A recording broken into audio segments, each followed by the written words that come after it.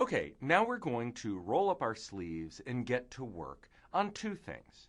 First, trying to depict our strategy as a set of causal relationships, cause and effect. And second, distinguishing between the causes and the effects, which Plato would call forms, and our measures of those causes and effects, their shadows. Okay? We're going to use a tool called Libby boxes, named after my colleague at Cornell's Johnson School, Bob Libby, who popularized these in the accounting community. Libby boxes are a very natural way of showing in simple pictures what causes what and what measure is attached to each of those causes and effects. So thank you, Bob Libby, for giving us a very useful tool and making my job as a teacher and your job in your organization a little bit easier. Now, we've got to start by picking a strategy. And since we're all in a course right now, let's use a strategy associated with school. And it's a very simple one. If you work harder, you will learn more. Okay, so let me first point out that in this series, the definition of a strategy is a hypothesis about cause and effect. So we're going to be taking a very scientific approach. The strategy here is you believe if you work harder, you will learn more. Now, these are the things that count. These are the forms that we really care about. Technically, we call these constructs. So these are underlying constructs that that have a causal association and that we're going to want to capture with measures. So in the formal terminology, a measure that we use to capture an underlying construct we call a proxy measure.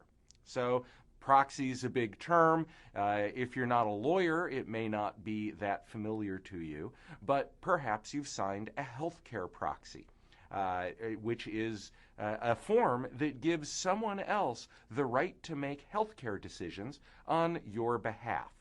That's really what a proxy is. It's one person or thing standing in for another. And that's exactly what the proxy measure does. It stands in for the construct that we actually care about. So let's go back to our strategy, our causal model of the real world. Working harder helps us learn more. Now we've got to come up with a proxy measure for working harder. Okay? Well, how about if you keep a form on your a report?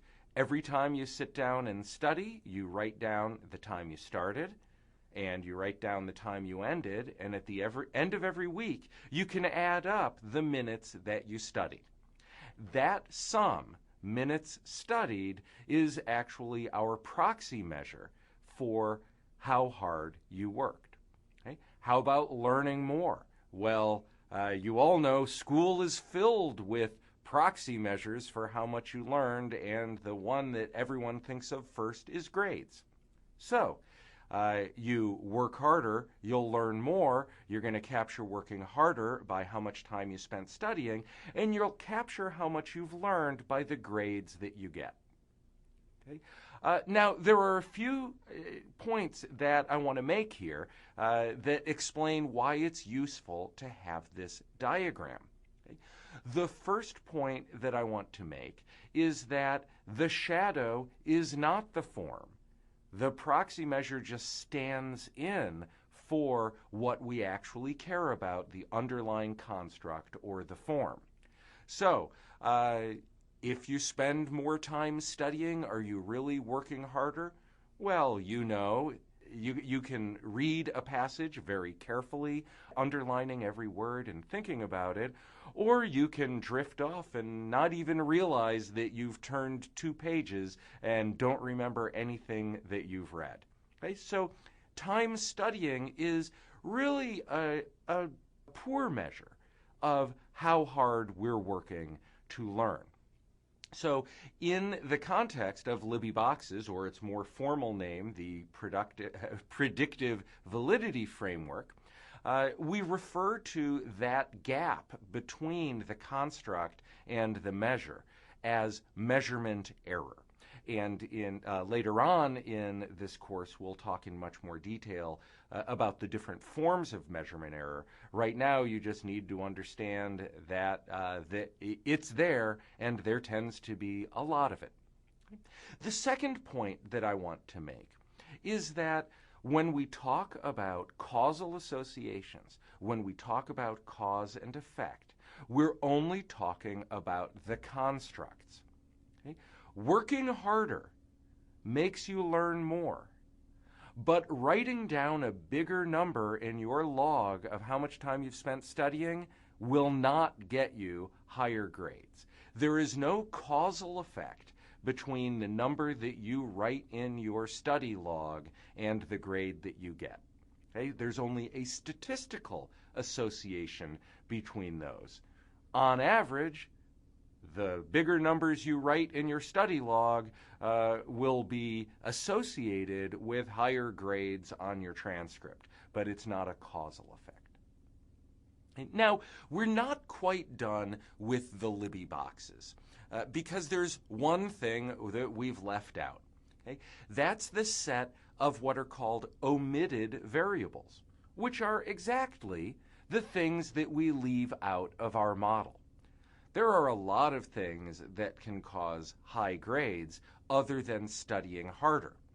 Some people are smarter than others. Some people have seen the material before. Some people have a lot of psychological stress in their lives, or health issues, or anything else that might distract them. So even though they're spending more time studying, they may not be getting higher grades.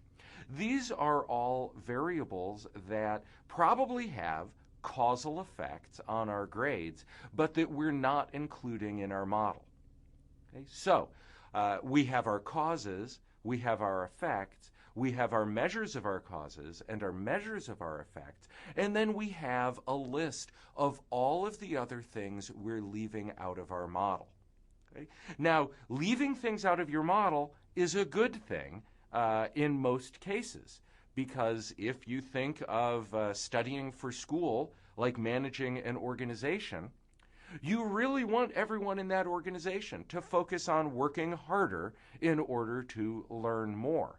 And you know what? Intelligence is not something that's easily changed. So while it's true that your model might be a little more accurate if you include intelligence or whether you've seen the material before, it's not necessarily more useful in encouraging people to focus on what they really need to focus on, which is how hard they work. Okay. One more point I'd like to make before we close this segment. I emphasize throughout this course the difference between the forms and the shadows, between the causes and effects that matter most and our measures of them.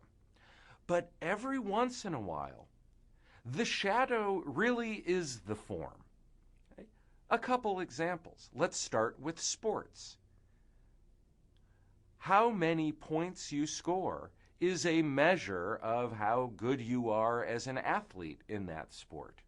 But it's also what we truly care about. At the end of the day, you won or you lost, and it's determined by your point count. Okay? Another example, elections. If you're a politician, the number of votes you get is a measure of the underlying construct of how much popular support you have. But in fact, it's the measure that truly matters. Either you won the election or you lost it. So, in these cases, it's actually the measure that matters to us. It does have a cause and effect relationship with other measures. Okay? But it still isn't necessarily that useful in sports to just stop there. You can't say in sports, well, all I really care about is the final score. What if you're wondering what helps you win? What if you want to know which player is really contributing to your organization? Or if you're a politician, which strategies are helping you win over voters? In those cases, you're going to need to have a much more detailed causal model, and I promise you, you're going to have a big difference between the underlying constructs that are causing your ultimate victory and your measures of those constructs.